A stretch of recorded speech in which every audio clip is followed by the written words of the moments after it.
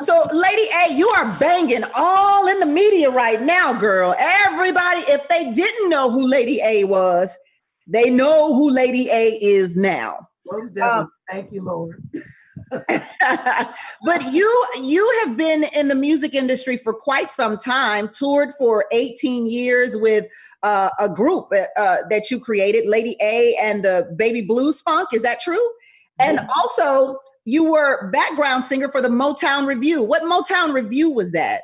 This was a Seattle-based, well, we did travel, but started in Seattle. It was the Sonny Byers Motown Review. And Sonny Byers is a very good friend of mine. We went to church together and he started this Motown Review. And I started singing back in the 80s with him as a background singer. And I would come out and sing lead sometimes. And, you know, back then I wasn't a very confident singer. So I didn't want everybody to know my name. How ironic is that? So I went by Lady A. And, you know, it was just, you know, I just did that for a couple of years. And then I got married and moved to Florida. And a friend of mine kept calling me Miss A. And I said, you know, I was like, Celie, I'm married now. So I didn't want people calling me Miss. So she said, I'm going to call you Lady. I said, that's it. I'm Lady A. And it just has stuck. Lady A. So the name stuck. About how long ago was that? Maybe 20 years ago? Or? That was 33 years ago, honey. I've been Lady A. Since 1987, I've been Lady A. Oh, wow. And you decided to go solo about 10 years ago, 2010. Yes. Have 5 solo albums now?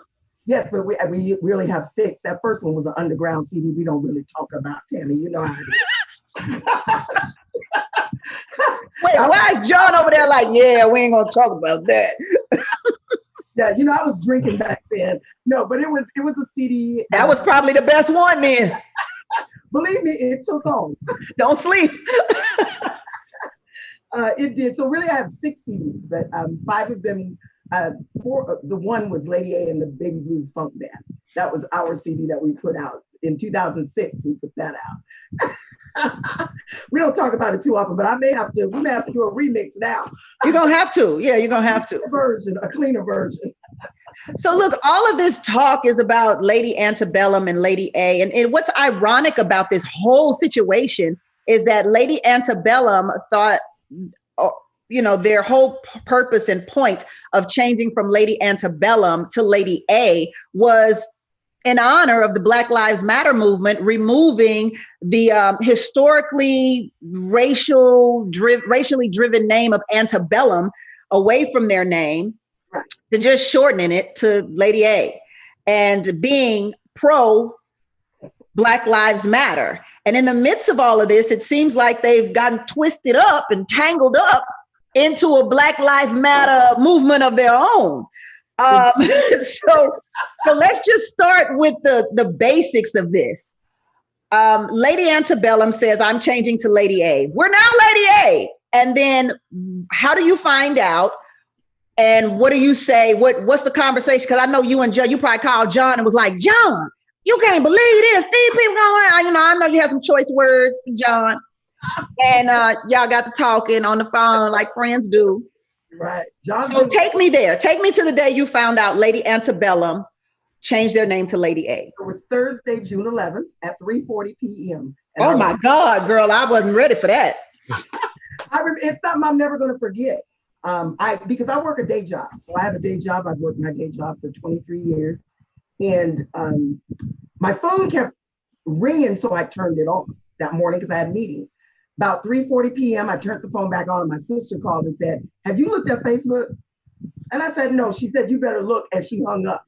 Now my sister knows me because she hung up and was like, oh no, I don't want to be a part of that conversation. So about 10 minutes later, and I'm reading this on Facebook, and Rolling Stone magazine calls me. And I told him, you receive a phone call from the Rolling Stone magazine. From Ethan Millman at Rolling Stone magazine. And he says, hi, is this Lady A? I'd like to talk to you about the Lady Antebellum situation. Now, you know, I was being real black that day. I said, I'm gonna have to call you back. Now, how many people tell Rolling Stone magazine they're gonna call? Not many. But he was very understanding, and I appreciate him to this day. And I did call him back, but first I called John. Like you said, I called John, and I called my Jackson, Mississippi producers, because we are all family. And we got to talking and needed an attorney. I needed somebody, I needed to talk to somebody. And we did. And the Antebellum kept reaching out to me. And Dexter Allen, who is our Jackson, Mississippi producer, was my contact person. So they kept calling him. And he was like, they want to talk to you. And I was like, no, I ain't ready to talk just yet. I need to figure this out. And we talked about it and finally decided to talk to them. Got a pro bono attorney at that time, the first attorney. And he wasn't on our side. He wasn't on our side at all. He actually knew some of the people at Red Light. And from the conversation, I could already tell that this was going to go sideways because I kept asking the question. They said, well, we're really sorry and we want to coexist and Black Lives Matter. And okay. Well, so Lady A, let's go here. Because I've seen many interviews that you've done. And from my understanding, you never even trademarked, owned, or even have the rights to Lady A. So the question does become, why can't you coexist and trying to kind of, I even heard that they wanted to do music with you, which would certainly prompt you to soar you to higher heights, if you will. So what exactly is why won't you coexist in a world with Lady Antebellum, known as Lady A now? One is because coexistence will not work. And I kept asking, what does that look like for you? I need to know what coexistence looks like because I've always known that you were there and you had to have seen me. You just decided that I was irrelevant. So it was always Lady Antebellum and then Lady A. So coexistence won't work for the simple fact that once you put a CD out as Lady A, you will wipe me off social media. You will wipe me off Amazon, iTunes, and Spotify. People would say is what most people would say with all due respect. Most people would say is nobody knows you anyway. How do you respond to that? You know me now. I mean, I've been put in this place for a reason. I believe that God has placed me in this position for a reason because Rolling Stone magazine never had to call me. If they had never called me, you wouldn't know me now. And I'd be fighting this behind the scenes. But there is a reason. And everybody has a season. I work in race and social justice on my job, on a change team every day. You cannot tell me, and again, Lady Antebellum said that Black Lives Matter. I didn't say that. They said that. They said that their eyes, and I'm gonna read this to you exactly what they said. Okay. And we have strived for our music to be a refuge, inclusive of all. We've watched and listened more than ever these last few weeks, and our hearts have been stirred with conviction. Our eyes open wide to the injustices, inequality, and biases Black women and men have always faced and continue to face every day. Now blind spots we didn't even know existed have been revealed. So if you tell me that you're changing your name because it has a racist connotation, but you think that shortening it to Lady A is a change, that's not a change. That's privilege. So the suggestion, because you get to decide that it's okay. And to answer your question, because I'm not avoiding your question, no, I did not trademark my name. Back in the 80s, I don't have a machine behind me. They have a machine behind me. I grind every day. I grinded every day since today, working a day job and doing gigs 5 and 6 nights a week, including my day job, including going to church, because my mother believes you can go out all night Saturday if you want to, but you better get up and go to church. Get up on Sunday. You already know. So, no, I did not do it. If I want to say I have a trademark, my trademark is on my shoulder and it says Lady A, plain and simple. And I've been Lady A before they were born. And I need for people to understand that. If you are going to make a change and be an ally, then you need to be willing to give up something and you need to put action behind your words. Don't come in here half work because I'm going to call you. That's interesting. You need to be able to give up something. That's huge, Lady A, because a lot of people think I want to help, but they don't want the sacrifice that comes with the help. And we have thousands upon thousands of civil rights leaders who have had to sacrifice their families, their lives, their jobs, for this movement. And now white allies want to come in and say, what can I do? Oh, no, not that, because then I won't have this. So you're suggesting that Lady Antebellum, who is now Lady A, should completely do a name change and maybe what? Just become Lady? What? But we offered suggestions. John, John offered them suggestions. Okay, John, what did you suggest to Lady Antebellum? So the first suggestion I made on that Zoom call that went worldwide, I suggested that if they want to coexist as Lady A and Lady A, right? Lady A apples and Lady A apples, they should bring Lady A into their management under their record label to help rebrand her, right? To help her. I mean, because the thing about coexisting, they never answered the details. That's the only thing we asked for. Okay, if we're going to come to the table and listen to your negotiations, what are you proposing as far as helping rebrand her, right? For her career, right? Because, I mean, she's hot now, but what she's going to be like in 10 years. So, but John, what do you say to people who will say, oh, so y'all just trying to get over? Because it sounds like, and then obviously we've not talked about it yet. I don't know that we'll have time to, but you all asked for $10 million from Lady Antebellum. Now Lady Antebellum is suing you for $10 million. So right. It all sounds like, well, they just wanted some money. Well, they just wanted to boost her career with their management and their record label. So how do you speak to that? Well, what I would say is this: Lady Antebellum actually approached Lady A with this whole Black Lives Matter. They said, hey, listen, Lady A, we can coexist. So Lady A said, how can that be? And they said, don't worry about it. We'll coexist. We're going to make our best efforts. But they never supplied the details on how that would work. So what they were trying to do is manipulate her with faith, right? And this song that we were going to do together into forcing her to sign a contract with no details about how it would all work. So what we did is we took their contract and we redlined it and we filled in the blanks, right? So the $10 million, $5 million would go to help rebrand her, right? To get her, because she's basically going to have to start from the ground up.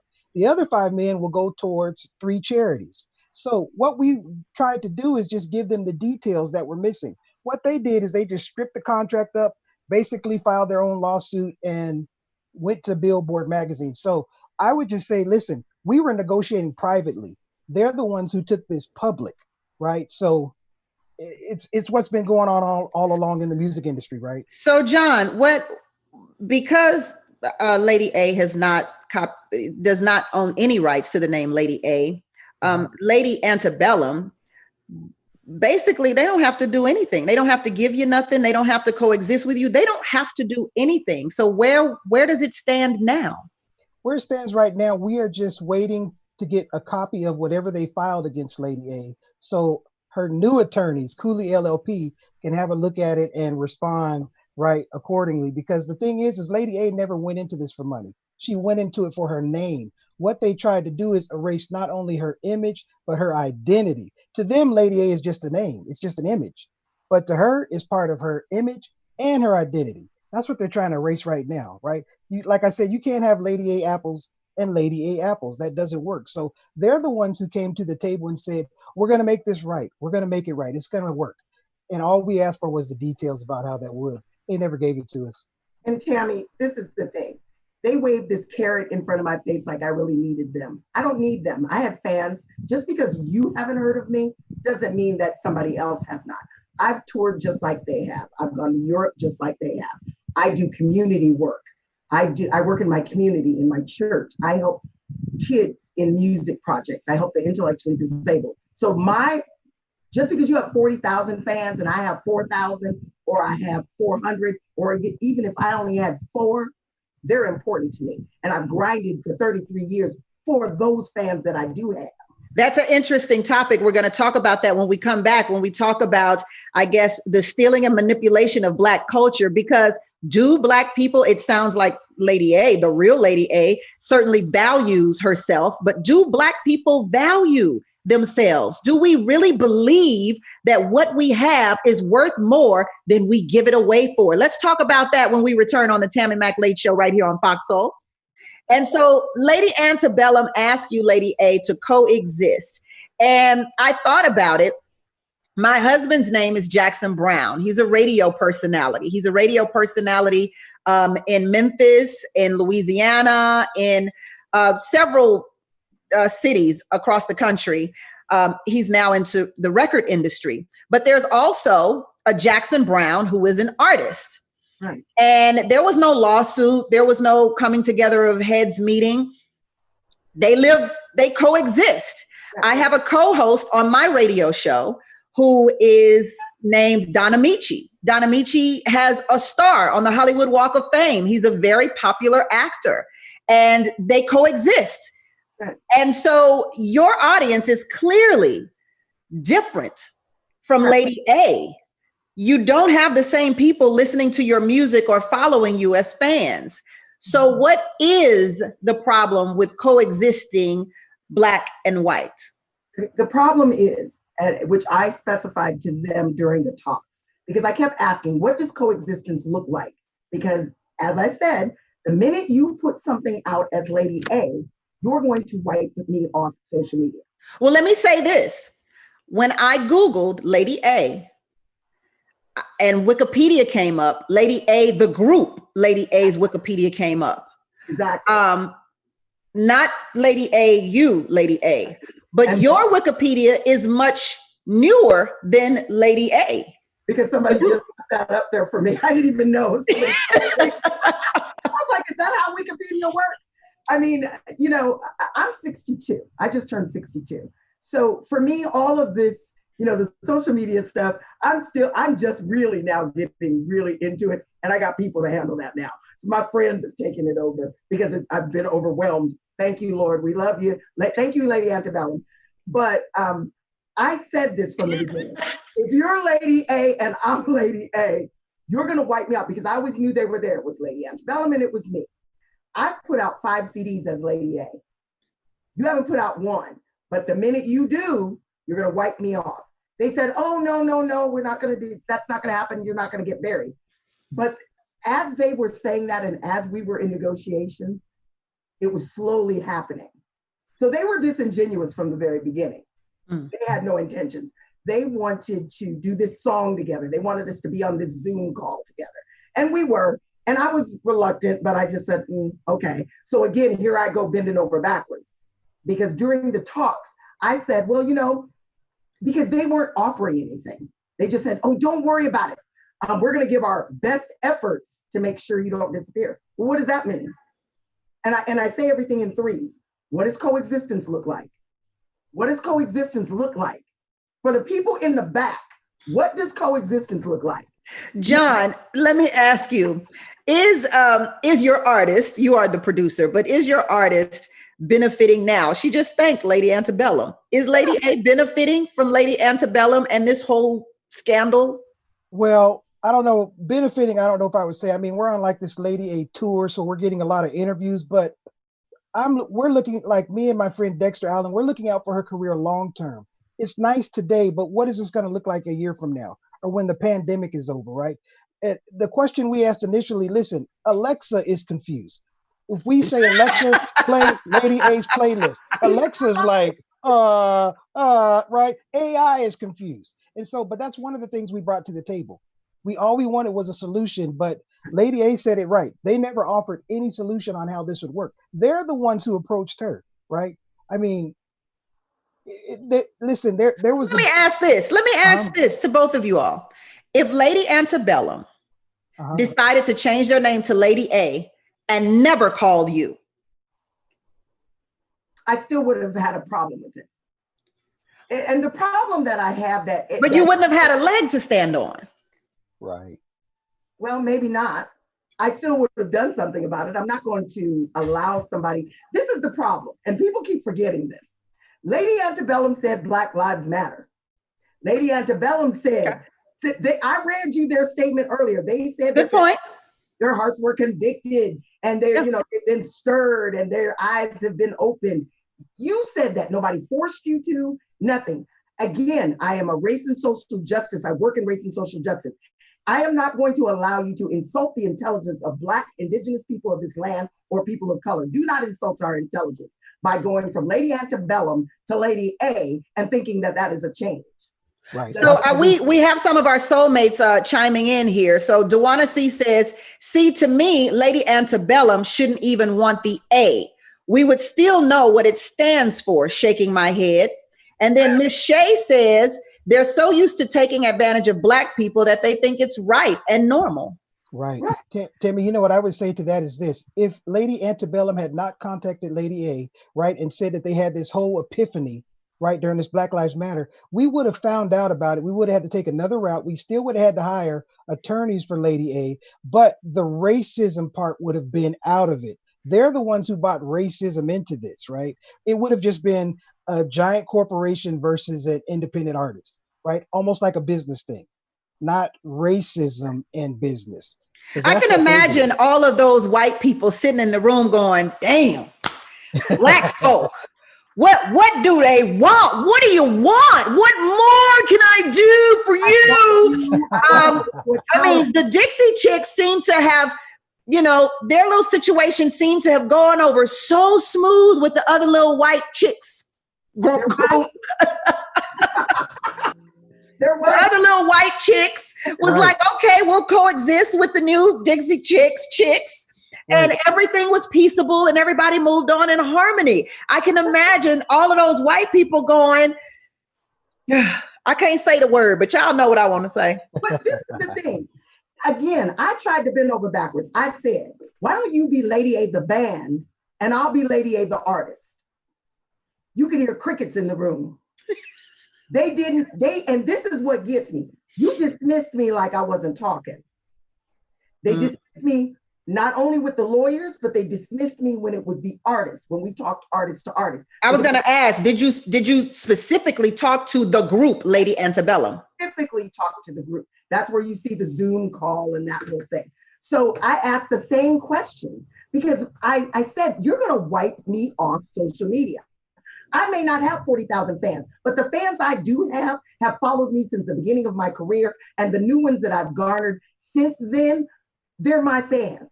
I owe a responsibility to the kids that I mentor in the Rhapsody Project here in Seattle, to the people who have followed me all these years, to my family who has sacrificed, you know, when I've been on tour or when I've been too tired to go to family functions because I'm working during the day, I'm gigging at night and I'm touring.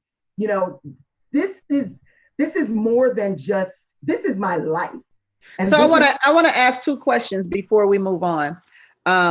I want to know what exactly you want from Lady Antebellum, but I also want to know if Lady Antebellum decides to not even involve you anymore and just dismiss you completely, are you done with it? No. So this is what I want. Lady Antebellum, since you said that Black Lives Matter, I am holding your feet to the fire. If you come out and national, just like you went on TV and you went on social media and in the different platforms, and if you come out and say that Black lives don't matter, you made a faux pas, and you know they really don't matter, and you're gonna keep the name Lady A, I'll walk away.